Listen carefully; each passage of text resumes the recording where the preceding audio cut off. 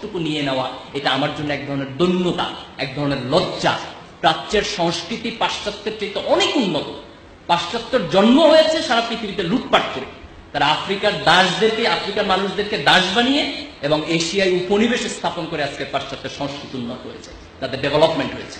এই লুটপাট করা পাশ্চাত্যের কাছ থেকে আমাদের জ্ঞান, বিজ্ঞান আর ইতিহাস শিখতে হবে না, বরং প্রাচ্যের ইতিহাস আমাদের কাছে অনেক বেশি ঋদ্ধ, প্রাচ্যের ইতিহাস আমাদের কাছে অনেক বেশি সমৃদ্ধ। সে প্রাচ্যের ইতিহাসের কাছ থেকে বোধহয় আমাদের একটু জীবন দর্শন শেখার প্রয়োজন আছে।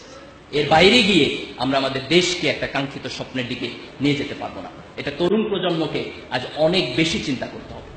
আমাদেরকে একটা জিনিস মনে রাখতে হবে যে মানুষের জীবনের একটা ভ্যালুজ আছে, যে তুমি একটা ভালো কাজ করবা, এটা একটা রিওয়ার্ড তুমি তোমার জীবনে পাবা, হোয়াট এভার ইট ইজ। একটা ছোট হইতে পারে, বড় হইতে পারে। তুমি একটা খারাপ কাজ করবা, এটা একটা রিওয়ার্ড তুমি পাবা। এই পরকালীন রিওয়ার্ড এটা শুধু যে মৃত্যুর পরে হবে বিষয়টা তা না, এটা পৃথিবীতেও হবে। প্রত্যেকটা ভালো কাজে সায়েন্সে যেটা থার্ড ল নিউটনের বলে যে each and every action has its equal and opposite reaction. তুমি দেয়ালকে একটা ঘুষি দিবা, তোমার হাত ফেটে যাবে, দেয়াল রিয়াকশন করতেছে। এইটা যে শুধু বস্তু জগতের ক্ষেত্রে হয় তা না, এটা মানুষের নৈতিকতার ক্ষেত্রে হয়। পৃথিবীর সব ধর্ম তা বলেছে। আমি বলি যে তোমাকে রিলিজিয়াস হইতে হবে, হোয়াট এভার ইউর রিলিজিয়ন। তুমি হিন্দু, তুমি মন্দিরে যাও। তুমি খ্রিস্টান, তুমি গির্জায় যাও। তুমি মুসলমান, তুমি কোরআন পড়ো, তুমি মসজিদে যাও। কিন্তু ধর্মকে বাদ দিয়ে তুমি নৈতিকতা শিখতে পারবা না। পৃথিবীতে কবিতা পড়ে কেউ সৎ হয় না, উপন্যাস পড়ে কেউ সৎ হয় না। তুমি একটা মানুষ দেখাইতে পারবা না যে কোনো সাহিত্য পড়ে সে তার নিজের জীবনের জীবন দর্শন পরিবর্তন করেছে।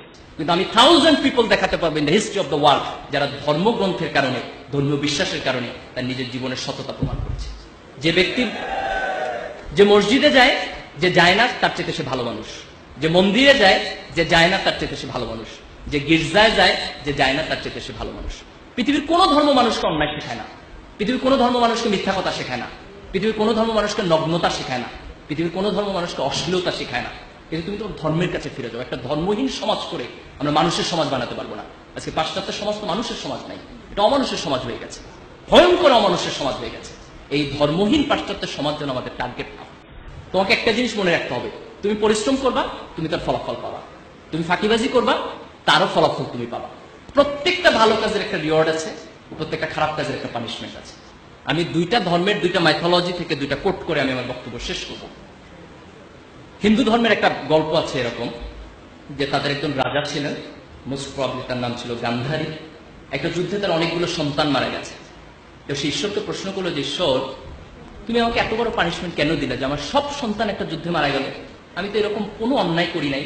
আমার যতটুকু মনে পড়ে আমি আমার জীবনে যাতে কোনো সিন, কোনো ক্রাইম আমি করি নাই। ঈশ্বর তাকে বলতেছেন যে তুমি ছোটবেলায় যখন খেলাধুলা করতেছিলে, তোর একদিন খেলার ছলে কিছু প্রজাপতি মেরেছিলে এবং প্রজাপতি মেরে তুমি তোমার গলায় মালা বানিয়েছে। বলছে ওই প্রজাপতি মারার পানিশমেন্ট হিসেবে আমি তোমার সন্তানকে এই যুদ্ধ হত্যা করেছি। সে হচ্ছে আমি তো এটা খেলার ছলে করেছি। ঈশ্বর বলতেছে আমিও এটা খেলার ছলে করেছি। This important. সে তার ছোটবেলায় একটা জীবকে হত্যা করেছে, হয়তো বুঝে নাই, but that wrong did punishment হিসেবে তার জীবনে ফেরত এসেছে। বুখারী শরীফে একটা হাদিস আছে যে প্রাচীন আমলের একজন মহিলা ছিলেন, তিনি খুব খারাপ মহিলা ছিলেন। তিনি একদিন রাস্তা দিয়ে যাচ্ছেন, হঠাৎ করে তিনি দেখছেন একটা কুকুর খুব পিপাসার্থ। খুব দয়া হলো কুকুরটা দেখে এবং তিনি একটা কুয়া থেকে পানি তুলে নিয়ে এসে সেই কুকুরটাকে খাওয়ালেন। এবং আল্লাহ রাসূল সে হাদিসে কোট করছেন যে এই যে একটা তৃষ্ণার্ত জীবের প্রতি তার অন্তরে কিছুটা দয়া সৃষ্টি হয়েছে, সেটার কারণে খোদা তার পুরাতন জীবনের সকল গুনাহকে মাফ করে দিয়েছে। That was a very small ভালো কাজ, খুব ছোট্ট একটা ভালো কাজ, কিন্তু সেই ভালো কাজটা খোদার আরশে গিয়ে অনেক বড় হিসাবে তার কাছে প্রতিদান হিসাবে ফেরত এসেছে। এই যে আমরা আমাদের জীবনে অনেকগুলো কাজ করি, আমরা তো অনেক ভাবি না যে এটার আউটপুট কি হবে। কিন্তু তুমি একটা ছোট্ট ভালো কাজ করো, বিলিভ মি, এই ভালো কাজের প্রতিদান তুমি তোমার জীবনে পাবা। তুমি একটা ছোট্ট খারাপ কাজ করো, এর প্রতিদান তুমি তোমার পাবা। এই জেনারেশনে না হলে নেক্সট জেনারেশনে। কোরআনের একটা ঘটনা এরকম আছে যে মুসা আলাইহিস সালাম যখন খিজির আলাইহিস সালামের সাথে যাচ্ছেন, তখন খিজির আলাইহিস সালাম অনেকগুলো কাজ করেছেন যেগুলোর এক্সপ্লানেশন তিনি বোঝেন নাই, পরে দিয়েছেন। তার মধ্যে একটা কাজ ছিল যে একটা নগরে গিয়ে ওই নগরের মানুষরা তার সাথে দুর্ব্যবহার করেছে, কিন্তু ওই কোনায় তিনি একটা প্রাচীর তুলে দিয়েছেন। তারপরে যখন মুসা আলাইহিস সালাম এক্সপ্লানেশন দিচ্ছে তখন বলতেছে যে এই প্রাচীরের নিচে কিছুটা গুপ্তধন ছিল এবং সেই গুপ্তধন হচ্ছে এমন দুটো নাবালক সন্তানের যার বাবা সৎ মানুষ ছিলেন। এই জন্য আল্লাহ তাকে বলেছেন তুমি ওই সৎ মানুষের সন্তানের জন্য এই সম্পদটাকে রেস্ট্রিক্ট করো, এটাকে সংরক্ষণ করো। তার মানে তার বাবার সৎকর্মের জন্য তার সন্তান বেনিফিটেড হচ্ছে। দ্যাট মিনস তুমি তোমার ভালো কাজের রিওয়ার্ড যেমন পাবা, তোমার খারাপ কাজের পানিশমেন্ট হবে। এটা হয় ফার্স্ট জেনারেশনে, না হয় সেকেন্ড জেনারেশনে, না হয় থার্ড জেনারেশনে। এটা যে সবসময় মরণের পরে হবে দ্যাট ইজ নট ইম্পর্টেন্ট। মরণের পর তো হবেই, সেটা পৃথিবীতেও হবে। এই যে এই মানুষের জীবন যখন এই ধর্মবোধের জায়গা থেকে, অ্যাকাউন্টেবিলিটির জায়গা থেকে সরে যায়, তখন মানুষের মধ্যে কোনো নৈতিকতা থাকবে না, মানুষের মধ্যে কোনো বোধ থাকবে না, মানুষ বেপরোয়া হয়ে উঠবে। এবং সেই বেপরোয়া মানুষ শিক্ষিত হলেও কিছু যায় আসে না, সে বেপরোয়া মানুষ এ প্লাস পাইলেও কিছু যায় আসে না। কারণ আমাদের সোসাইটি আমরা দেখেছি যে আমাদের অনেক শিক্ষিত মানুষ আজকে করাপশন করছে, অনেক শিক্ষিত মানুষ আজকে দেশের সম্পদকে বিক্রি করে দিয়েছে দেশের বাইরে। এই যে দিস ইজ ইম্পর্টেন্ট যে আমরা গ্লোবালাইজেশনের যুগে আমাদের কোয়ালিটি ডেভেলপ করার পাশাপাশি এই অ্যাকাউন্টেবিলিটির জায়গা থেকে মানুষের প্রতি ভালোবাসা, জীবনের প্রতি ভালোবাসা, জীবের প্রতি ভালোবাসা, এক ধরনের নৈতিকতা বোধ, এক ধরনের ধর্মবোধ, যে কোনো ধর্ম হোক, ফেইথ বেস অ্যাপ্রোচ। তুমি ঈশ্বরকে বিশ্বাস করো, আল্লাহকে বিশ্বাস করো, গডে বিশ্বাস করো, does not matter, but you must believe, you must practice whatever your religion is.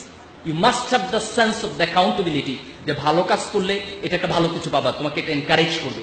একটা খারাপ কাজ করলে তোমার পানিশমেন্ট হবে, ভয় তোমার মধ্যে থাকতে হবে। এই দৃষ্টিভঙ্গি যখন আমাদের জীবনকে নিয়ন্ত্রণ করবে, তখন সত্যিকার অর্থে আমরা একটা ভালো সমাজ করতে পারব।